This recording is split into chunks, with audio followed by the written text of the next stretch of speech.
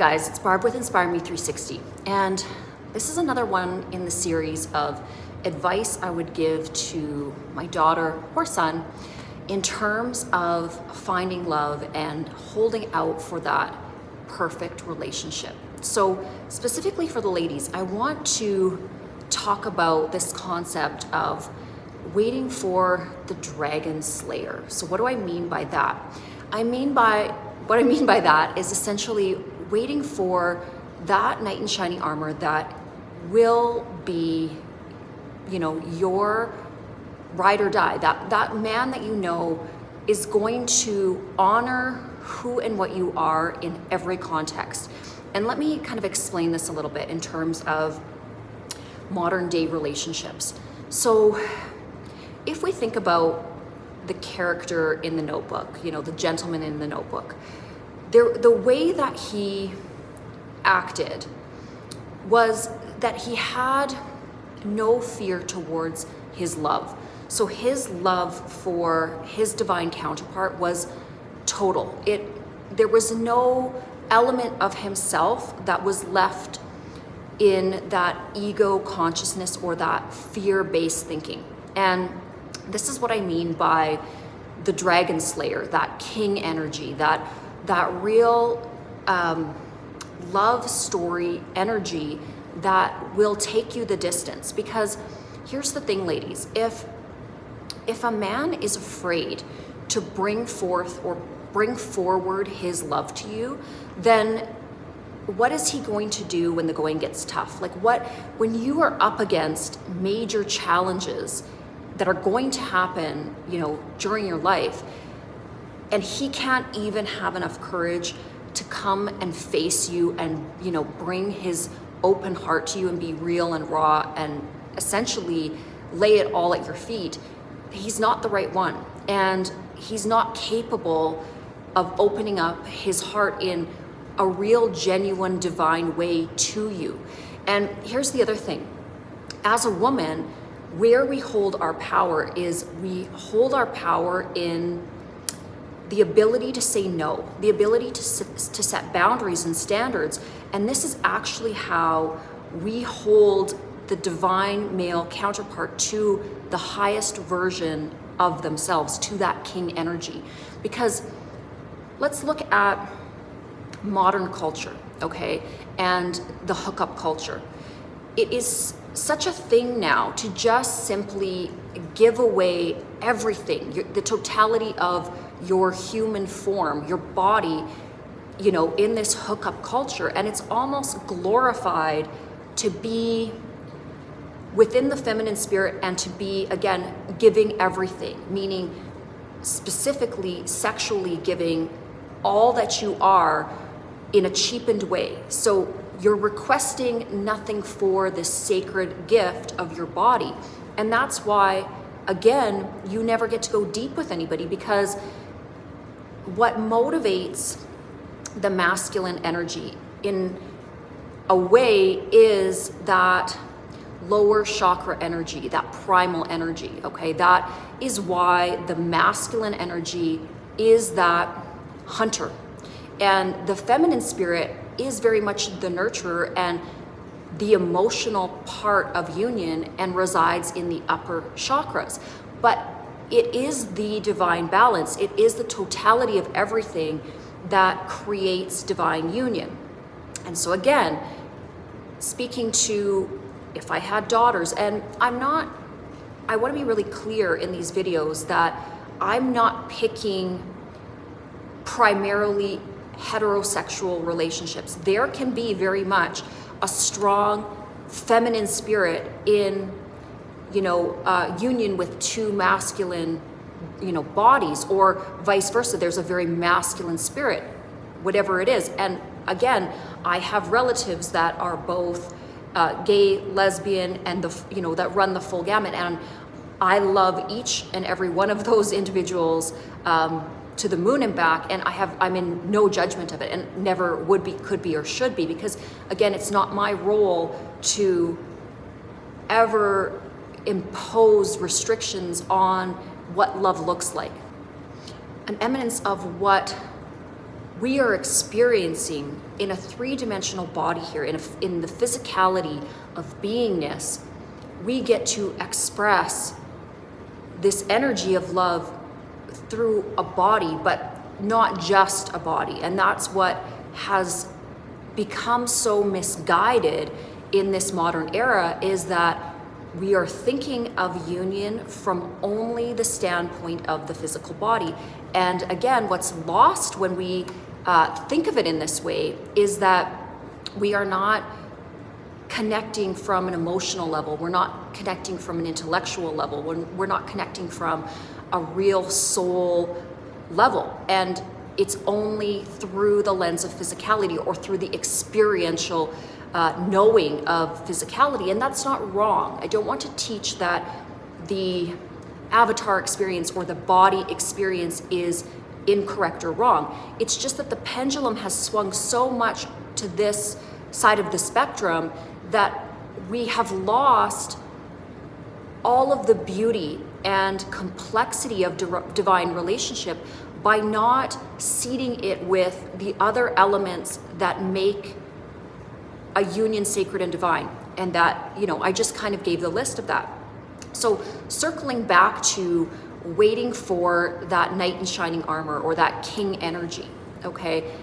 What that energy is fearlessness, okay? It's not a little boy energy. It's not a little boy's ego's energy that needs to be continually stroked and continually, given reassurance. And what I mean by this is that when a masculine energy is continually seeking attention from other feminine energies, it's because they're insecure. It's because they're in that spoiled prince, little boy. They're not a man. They're not in their full masculine energy. And it's not to be critical of. It's part of the growth cycle. It's part of growing up. But there are individuals, the proverbial playboys, that will never grow up. The little Peter Pan that wants to play around for, all of their incarnation. And that's also okay. Some of us have incarnated for, a resting life or a playful life or even a hedonistic lifetime. And that is part of learning and growing. And so that's why we always have to fall into this energy of non-judgment, because we have chosen in our incarnation the life path for us, our blueprint. It is totally different and unique from any other soul. So live and let live. Allow others to do what they are doing 100%.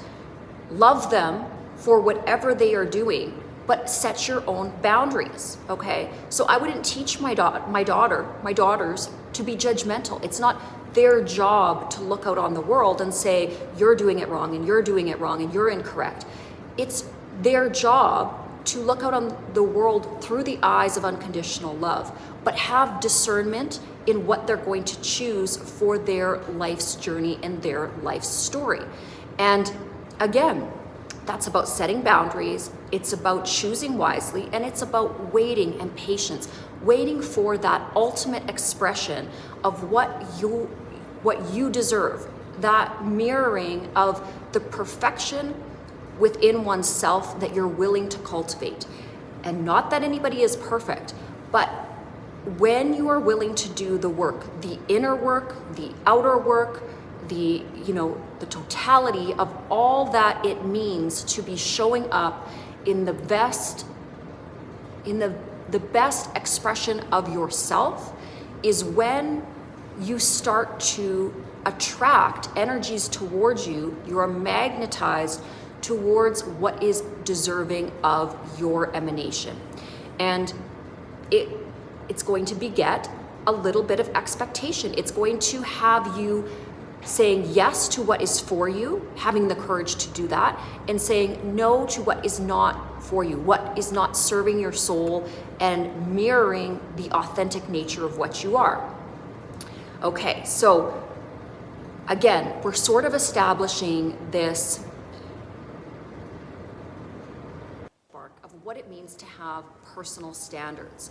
And when we, again, when we're saying no, when we're holding what is sacred to us back from the masses or from the various offers that might come up until you learn somebody's soul. This is another principle of that divine love story that I would teach my daughters and sons, is that you have to cultivate an understanding. You're not going to fall in love with somebody in 2 days. Even if your soul recognizes their soul, and maybe you've spent multiple lifetimes together, maybe there is very deep soul connection, you're still in this incarnation, you still have the responsibility to make sure and do your vettings, so to speak, and make sure that they are a good person, or that they're expressing in their highest vibration. Because when you say good person, everybody is a good person in some degree, but how you are expressing and how you are emanating your core soul's frequency in this particular incarnation is what really, really counts. And so how do you do that? How do you figure out if the person that you are with or you're attracted to is that correct person? And it's through experience. It's through seeing, how they react to different stimuli, what their triggers are, how they can, are they graceful under fire when the pressure is on? Do they act like a spoiled brat? Or are they in that king energy, okay? And this goes the same for women. Guys out there, if you're looking for that queen energy, you really want to sit back before you ever do anything physical with the feminine energy and understand how they maneuver through all of life's nuances. If they're in a public setting, and you're talking to other people, are they jealous? Do they freak out? Are they going to, or is their energy going to make your life uncomfortable in any way? And these are the kind of things that are essential in choosing a mate, in choosing a partner, and specifically in divine union. So there is this wisdom in waiting. There is this wisdom in patience and making sure that you understand the full expression of who you're walking beside. That doesn't mean that you expel individuals out of your life if they don't check all your boxes. They may become a very amazing platonic friend. They may become, they may be part of a season in your life that helps propel you towards growth. So I'm not really trying to paint a picture here of, as you're in the crowd weeding through the people, as you go through this journey of life, of essentially somebody just tossing people left and right because they're not checking all the boxes. That's not what I'm saying here. It's certainly not what I'm teaching. I'm suggesting that in terms of divine union, when we talk about two bodies joining together, that before you ever enter into this communion of two individuals sharing their energies, that you do a lot of research about who you're going to share your energy with, because there is a soul bonding that happens, whether you like it or not, whether you understand it or not. Once you have joined your physical body with another's physical body, there is an alchemy of the soul energies, and sometimes that can be and lead to a lot of karmic disruption.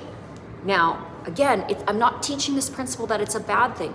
This is likely something that is going to garner a lot of learning for your soul. So even if you are intermingled with this karmic learning lesson, great. It's still good. You're still learning. You're still whittling down what you want to create for the perfect expression of a life's love story. And truly, everything that exists in this universe is a grand cosmic dance. It's a love story. It is the dance of the masculine and the feminine that continues on. That is the foundational building blocks of creation, is this love energy that propels everything that we see, that is the illumination, the soul of everything that we see out manifest. So some of the other things that are of a true divine nature, when an individual loves you, truly loves you, and is willing to lay down their heart for you. Now, whether it is a masculine or a feminine, money, abundance, wealth, what you have in the material world becomes irrelevant. Not that you give it away. I'm not suggesting that you take your hard-earned money or that you can buy love, because you can't buy love. It is not possible. What I'm saying is you will never see that person through the lens of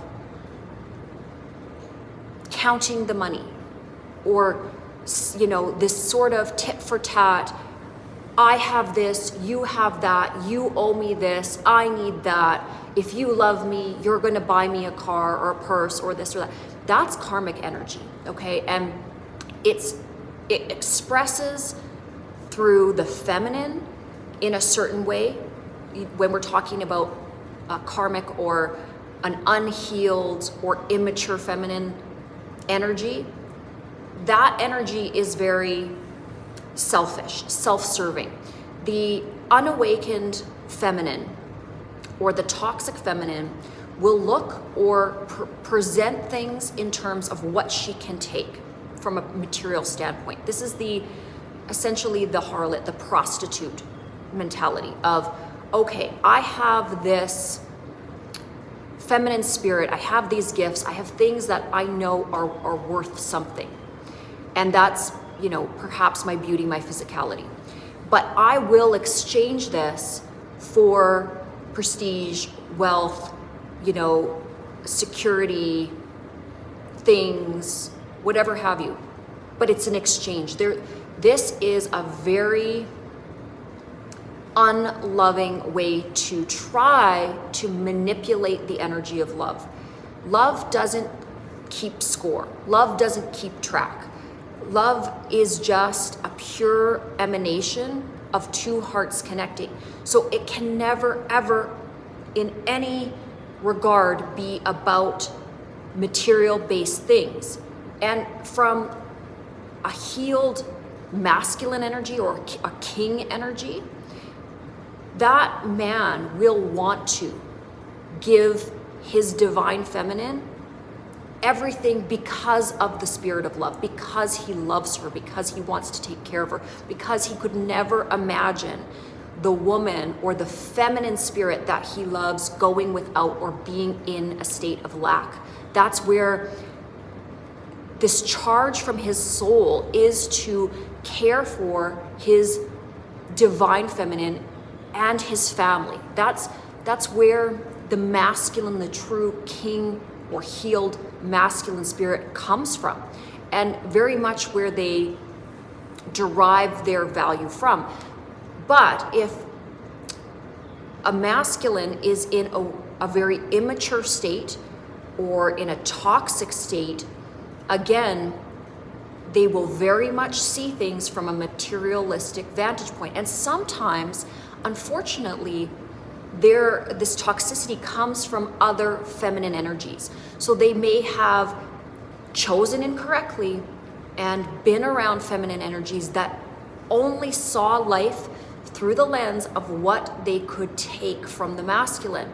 And then that causes the masculine spirit to, again, go within and see the external world through an unhealed perspective. It prevents them from going into their true divine masculine state and wanting to be that hero, that king, that dragon slayer, and bring everything that they are forth for that divine love. And that's a lot of what we're seeing in terms of modern relationships. They are very superficial. There's a lot of toxicity, and there's a lot of lack of integrity. And it's sort of like the whole system has become skewed because And human beings have done this because we've so heavily focused on the external, on the superficial, on the visual, okay? Everything is so visual. And then, you might turn this back and say, well, look at what you're wearing, look at how you're teaching this. But here's the method to my madness, okay? I would say that I am able to reach a whole genre of the population who would have never watched this type of video if I hadn't appeared in this form. And it's not that I feel the need to appear in this form, but it is going to grab a certain level of consciousness who may never ever would have dreamed of digesting the type of information that I'm speaking about. And there's a purpose in it. If I had just been sitting here with no makeup on, in my cotton shirt and my Birkenstocks, I guarantee you that a lot of individuals would have turned the video off. And so, am I utilizing the same marketing principles that the entire world is utilizing? Absolutely, to some degree, I am. And I'm doing it shamelessly. I don't really care. What I'm trying to teach is how to bring back some of the distortions, or rein in some of the distortions we've been operating from, and circle back to this idea of courtship, of being attentive to who we spend our time with before we give away that which is sacred. And these are the principles that I would very deeply teach my children if I had them. Again, who knows the future? But I also deal with a lot of young people, and I have trouble, in 2 minutes trying to explain to them these concepts and trying to give them my maternal wisdom in terms of, I want to see them bring this love, light energy to Earth, to the next generations. And what I mean by this love, light energy is creating the foundation of The Notebook. When you see that movie, when you experience The Notebook, you can see that the love between these two characters is so intense and so pervasive and so far above anything that what they create in that family dynamic, the family that they are able to create from the wellspring of this true divine love is that eternal bond. It is everlasting. But we don't, and we are not capable of building this type of family structure without understanding what it takes to create that. And it takes patience, and it takes learning, and it takes understanding. It takes a mature mind to know that they need to work on themselves, they need to set boundaries, they need to learn to say no to physical interaction, to things that are going to harm their spirit, and to kind of have a resurgence of some of these spiritual principles that create a beautiful foundation for a loving family. And how does that spill out into society? It means that there's going to be an equilibrium in our communities, because when we come from a place of love, when we come from a place of divine union, everything else in the external world starts to look more beautiful. Children are more grounded. Parents are in love with each other. Relations between friendship groups are unfolding in a more beautiful way, because the masculine and the feminine that are in these relationships never ever enter into the energy of jealousy, because they're all in divine union. They're all with their perfect counterparts. So then when we're coming together in friend groups, we are sharing from this unconditional love, light energy. It's a beautiful emanation, and it's possible to have that kind of a society here on earth, but we have to lay the groundwork in terms of the teaching principles for the next generations. And for those of us that are building relationships, maybe for a second or third time, we need. So again, if you've gone through a divorce, or if you're on a second or third or whatever it is relationship, taking the time to set yourself straight, working on yourself, cultivating your energy to become that divine manifestation of the perfect expression of your soul. That's when you will be in a healthy mental state to attract a divine counterpart, to attract somebody that is your equal, is balanced, isn't going to trigger you, will walk beside you in a stable, beautiful manifestation of a love story that will carry you through to the end of this incarnation.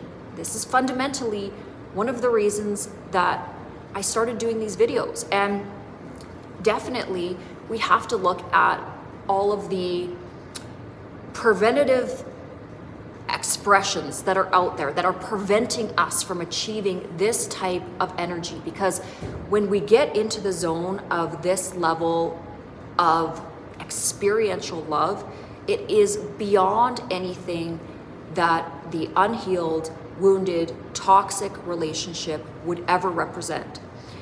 And so it's worthwhile going on this journey, asking these questions, and setting these standards in terms of one's integrity. I'm gonna sign off on this video. I've got to get to work. I am in this crazy outfit because I was doing videos for our advertising earlier today. I don't normally dress like this for work, but again, it is Black Friday, sales coming up in my corporate divisions. So again, have a lovely rest of your week, and hopefully you enjoyed this, and we'll see you in the next episode.